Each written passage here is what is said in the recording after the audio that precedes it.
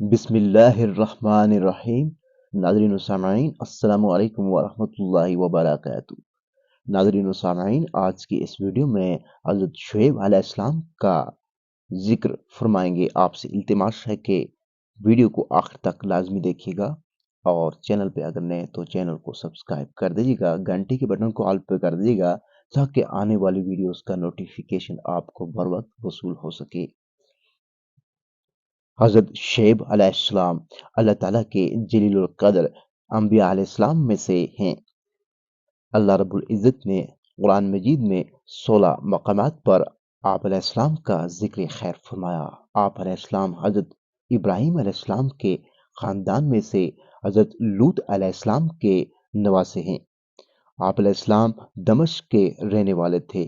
پھر اللہ تعالیٰ کا حکم آنے پر حجاز و شام کے درمیان معان کے قریب مدین چلے گئے، جو کہ قوم لوط کی بستی کے قریب ہی آباد تھا۔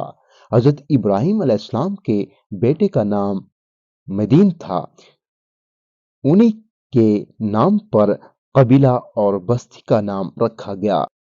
حضرت شعیب علیہ السلام کی بعثت حضرت لوط علیہ السلام کے کچھ عرصے بعد ہوئی۔ اللہ تعالیٰ نے آپ علیہ السلام کو فصاحت و بلاغت کی صلاحیت سے سرفراز فرمایا تھا۔ جب آپ علیہ السلام واعظ و نصیحت کرتے تو ہر کوئی آپ علیہ السلام کے فرمان کو بآسانی سمجھ جاتا تھا، اسی لیے آپ علیہ السلام خطیب الانبیاء کے لقب سے مشہور ہوئے۔ مدین کا علاقہ بڑا زرخیز اور سرسبز و شاداب تھا۔ عربی زبان میں ایکا گھنے درختوں والی زمین کو کہتے ہیں۔ چونکہ اس علاقہ میں بہت زیادہ گھنے درخت تھے، اس لیے انہیں اصحاب الایکا بھی کہا گیا ہے۔ وہاں کے لوگ خوشحالی کی وجہ سے سرکشی میں مبتلا ہو گئے، اور بت پرستی کے ساتھ ساتھ ان میں اور بھی بہت سی برائیاں عام ہو گئی۔ وہ خفیہ راستوں میں گات لگا کر بیٹھ جاتے اور آنے جانے والے مسافروں سے مال چھین کر دہشت پھیلاتے، چوری ڈکیتی کرتے اور ناپ تول میں کمی کرتے تھے۔ مدین کے لوگ جب ظلم و ستم میں حد سے بڑھنے لگے تو اللہ رب العزت نے اس بستی اور اس کے گرد و نواح کے باشندوں کی طرف انہی میں سے اونچے حسب و نسب والے ایک شخص حضرت شعیب علیہ السلام کو ان کی رہنمائی کے لیے نبی بنا کر بھیجا۔ فرمان الہی ہے جس کا ترجمہ یہ ہے، اور ہم نے مدین کی طرف ان کے بھائی شعیب علیہ السلام کو بھیجا۔ حضرت شعیب علیہ السلام کی قوم دیگر برائیوں کے ساتھ ساتھ دھوکہ دہی اور ناپ تول میں کمی کی بیماری میں بھی مبتلا تھی۔ نبوت ملنے کے بعد حضرت شعیب علیہ السلام نے اپنی قوم کو بڑے مشفقانہ انداز میں واعظ و نصیحت کرتے ہوئے انہیں اللہ تعالیٰ کا شریک ٹھہرانے سے منع کیا، اور اللہ تعالیٰ کی توحید کی طرف دعوت دی، اور ساتھ ساتھ ان میں جو برائیاں موجود تھیں ان سے بچنے کی تلقین کی، لیکن قوم باز نہ آئی۔ اللہ رب العزت نے قرآن مجید میں بھی اس قسم کی برائیوں کا ارتکاب کرنے والوں کی مذمت کی ہے، اور آپ صلی اللہ علیہ وآلہ وسلم نے بھی ان برائیوں کے نقصانات سے اپنی امت کو آگاہ کیا ہے۔ فرمان الہی ہے جس کا ترجمہ یہ ہے، انہوں نے کہا، اے میری قوم، تم اللہ کی عبادت کرو، اس کے سوا تمہارا کوئی معبود نہیں۔ تمہارے پاس تمہارے پروردگار کی طرف سے واضح دلیل آ چکی ہے، پس تم ناپ اور تول پورا کیا کرو، اور لوگوں کو ان کی چیزیں کم مت دیا کرو، اور زمین میں اصلاح کے بعد فساد مت پھیلاؤ۔ اگر تم لوگ سچے مومن ہو تو یہی تمہارے لیے بہتر ہے، اور تم راستوں میں ایمان والوں کو دھمکیاں دینے اور اللہ کی راہ سے روکنے کے لیے مت بیٹھا کرو، اور تم اس راہ میں نقص تلاش کرنے میں لگے رہتے ہو۔ اور یاد کرو جب تمہاری تعداد کم تھی، پھر اللہ نے تمہاری تعداد زیادہ کر دی، اور دیکھو فساد پھیلانے والوں کا انجام کیسا ہوا۔ انہوں نے کہا، اے میری قوم، اللہ کی عبادت کرو، اس کے سوا تمہارا کوئی معبود نہیں، اور ناپ تول میں کمی نہ کیا کرو۔ میں آج تمہیں خوشحال دیکھ رہا ہوں، مگر کل مجھے تمہارے بارے میں ایک ایسے دن کے عذاب کا خوف ہے جو تمہیں گھیر کر رہے گا۔ اے میری قوم، ناپ تول انصاف کے ساتھ پورا کیا کرو، لوگوں کو ان کی چیزیں کم نہ دیا کرو، اور زمین میں فسادی بن کر نہ پھرو۔ اللہ کی دی ہوئی بچت، جائز منافع تمہارے لیے بہت ہی بہتر ہے، اگر تم مومن ہو، اور میں تم پر کوئی نگران نہیں ہوں۔ ناپ تول میں کمی کرنے والوں کے لیے ہلاکت ہے، وہ جب لوگوں سے ناپ کر لیتے ہیں تو پورا لیتے ہیں، اور جب انہیں ناپ یا تول کر دیتے ہیں تو کم دیتے ہیں۔ کیا انہیں مرنے کے بعد دوبارہ اٹھائے جانے کا یقین نہیں ہے؟ احادیث رسول اکرم صلی اللہ علیہ وآلہ وسلم کا مفہوم ہے، جو قوم ناپ تول میں کمی کرتی ہے اس پر قحط سالی، مشقتیں اور ظالم حکمران مسلط کر دیے جاتے ہیں۔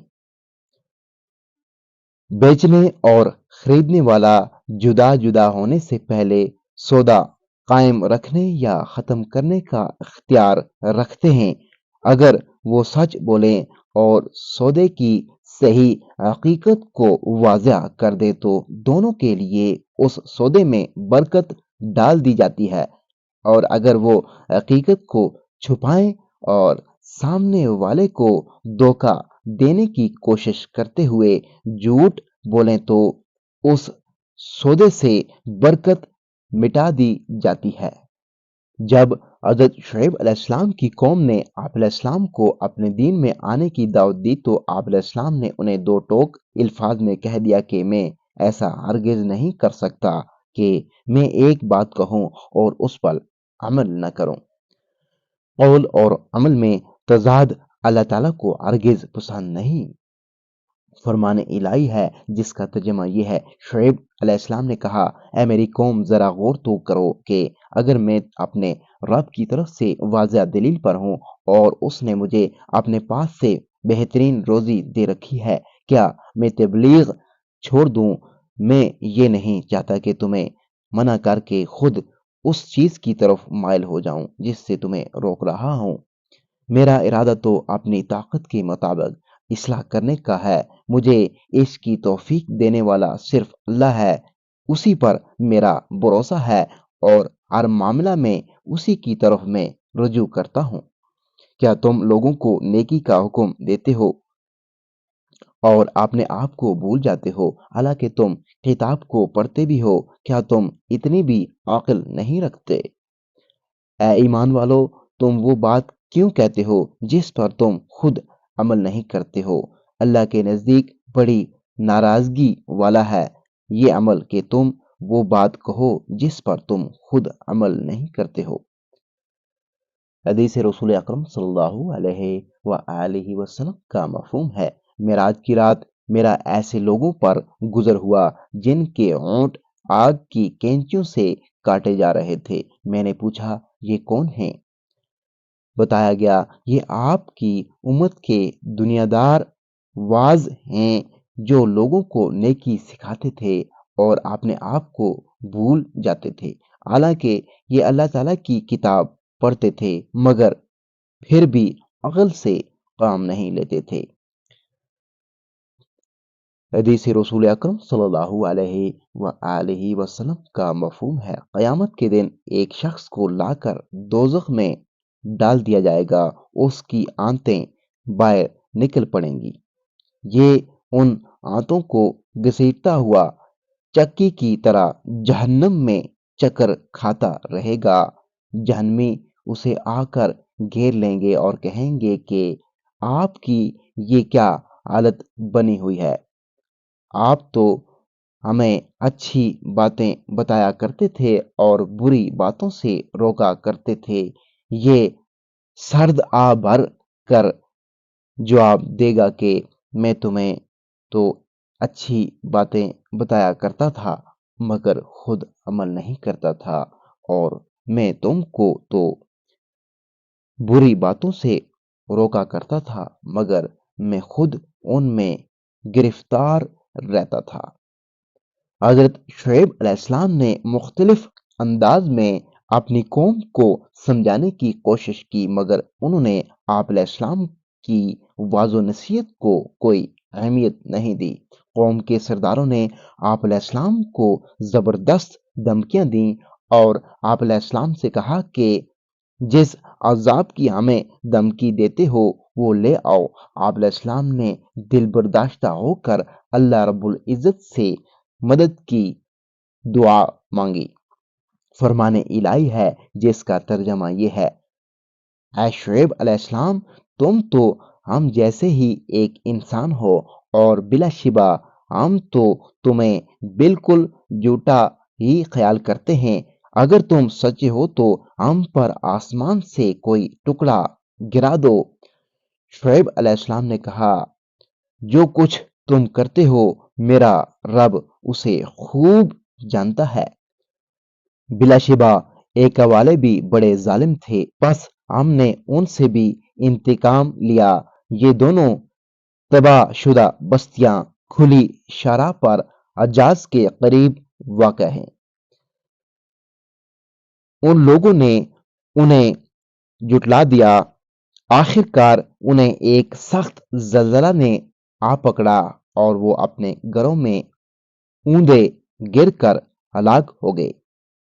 جب اللہ رب العزت نے اپنے عذاب کے ذریعے قوم شعیب کو ہلاک کر دیا تو آپ علیہ السلام نے اپنی قوم پر بڑے افسوس کا اظہار کیا اور اس بستی سے یہ کہتے ہوئے چل دیے کہ اے میری قوم، میں نے تمہاری خیر خواہی کرتے ہوئے تمہیں اللہ تعالیٰ کے احکامات پہنچا دیے۔ میں نے تمہیں خوب واضح نصیحت کی لیکن تم نے میری واضح نصیحت سے کوئی فائدہ نہ اٹھایا۔ تم نے اپنے خیر خواہ کے ساتھ اچھا سلوک نہیں کیا۔ فرمان الہی ہے جس کا ترجمہ یہ ہے: شعیب علیہ السلام ان سے منہ موڑ کر چلے اور کہا، اے میری قوم، میں نے تمہیں اپنے رب کے احکام پہنچا دیے تھے اور میں نے تمہاری خیر خواہی بھی کی تھی۔ اب میں کافر قوم پر کیوں افسوس کروں؟ ناظرین و سامعین، ویڈیو کو دوسرے لوگوں کے ساتھ لازمی شیئر کر دیجیے گا، اور ابھی تک اگر آپ نے ہمارے اسلامی اور معلوماتی channel wealth of knowledge corner کو سبسکرائب نہیں کیا تو لازمی سبسکرائب کر دیجیے گا، بیل آئیکن کو آل پہ کر دیجیے گا تاکہ آنے والی ویڈیوز کا نوٹیفیکیشن آپ کو بر وقت وصول ہو سکے۔ اگلی ویڈیو تک مجھے دیجیے اجازت۔ اللہ حافظ۔